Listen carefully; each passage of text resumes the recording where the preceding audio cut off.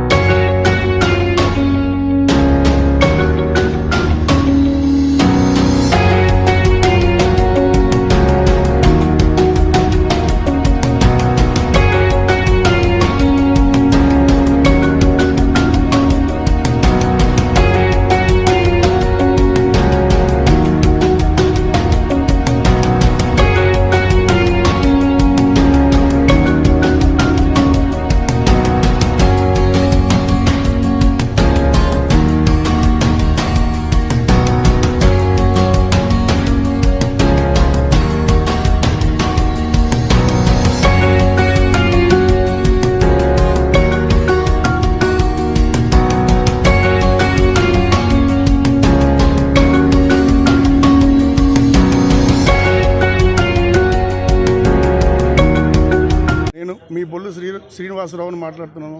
శ్రీ వివేకానంద నగర్ మన ఈటీఎం తరపున పోటీ చేస్తున్నాను. వెల్ఫేర్ అసోసియేషన్స్ సంక్షేమ సంఘం. నా ఫోటో గుర్తు బొల్లు శ్రీనివాసరావు ఫోటో ఉంటుంది. నెంబర్ 2, సీరియల్ నెంబర్ 2 ఓటు వేసి గెలిపించాలని ప్రార్థన. ఫస్ట్ టైం నేను నిలబడింది. పూజార్లకి రూముల ఏర్పాటు, రెగ్యులేషన్స్, మళ్ళీ ఈ డ్రైనేజీ కార్యక్రమంలో మంచినీరు, ఎలక్ట్రికల్ అన్నీ ఏ ఇబ్బంది లేకుండా అన్నీ మంచిగా చూసుకుంటామని. శ్రీ వివేకానంద నగర్ సంక్షేమ సంఘం. ముగ్గురు.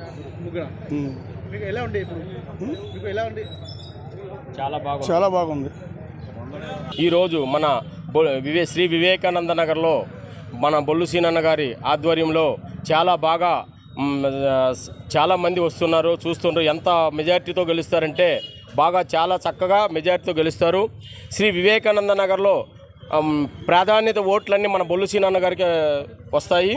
అలాగనే ఇప్పుడు మన 3 వ్యక్తులు నిల్చున్నారు. వాళ్ళలో మన బొల్లు సీనన్న గారు అత్యధిక మెజార్టీతో గెలుస్తారు.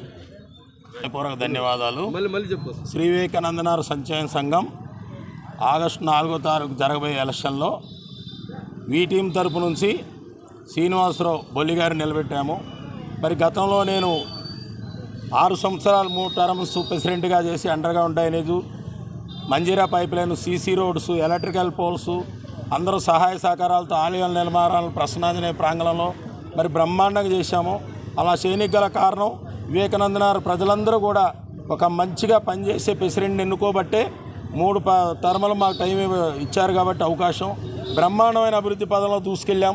మోతీనగర్లోనే వివేకానంద నగర్ అంటే ఒక గుర్తింపు తెచ్చేలాగా చేశాం. తర్వాత కూడా మరి జగన్ గారు కూడా ఇప్పుడు కంటిన్యూ చేశారు. ఒక 6 టైమ్స్ కూడా వారు కూడా బ్యాలెన్స్ ఏమేమున్నా అన్ని వర్కులు చేసుకుంటా ముందుకెళ్ళాం. ఏదైనా కానీ ఈ టీం అంటే వివేకానంద నగర్ ప్రజలకు ఒక నమ్మకం. మరి వివేకానంద నగర్ ప్రజలందరూ కూడా ఈ టీం తరపున ఎవరున్నా కూడా వాళ్ళు భక్తిభావంతో ప్రజలకు అందుబాటులో ఉంటూ నిరంతరం కాలనీ అభివృద్ధి కోసం కృషి చేస్తారనేసి ప్రజలు మాకు పట్టం కడతారు.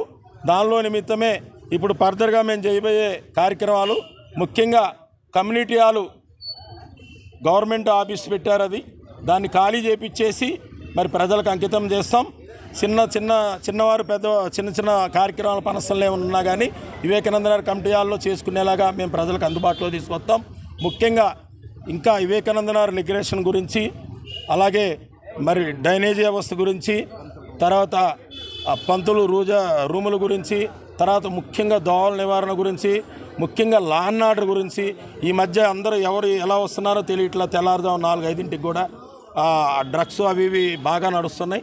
అలాంటి పరిస్థితులు రాకుండా లా అండ్ ఆర్డర్ విషయంలో మరి స్థానిక సిఐ గారు, డిఎస్పీ గారు దృష్టికి తీసుకెళ్ళి మరి దాన్ని అదుపు చేస్తామనేసి సభాముఖం తెలియజేస్తున్నాం.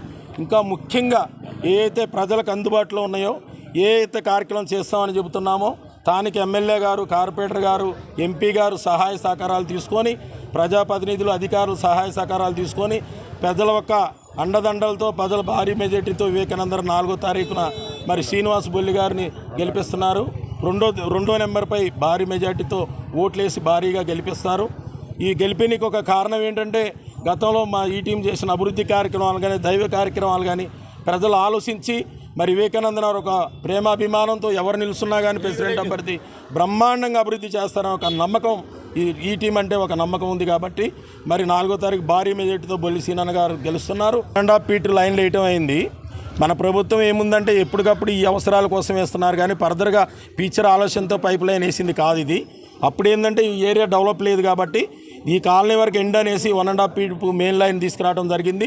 తర్వాత ఈ 30 ఫీట్లు 6 ఇంచ్ లైన్ వేయటం జరిగింది. ఇంటర్నల్ రోడ్స్ అన్ని 4 ఇంచ్ లైన్ జరిగింది. ఇప్పుడు మేము ఆ లైన్లో అప్పుడు తక్కువ ఇల్లు ఉన్నాయి కాబట్టి అప్పుడు అడ్జస్ట్ అయినాయి.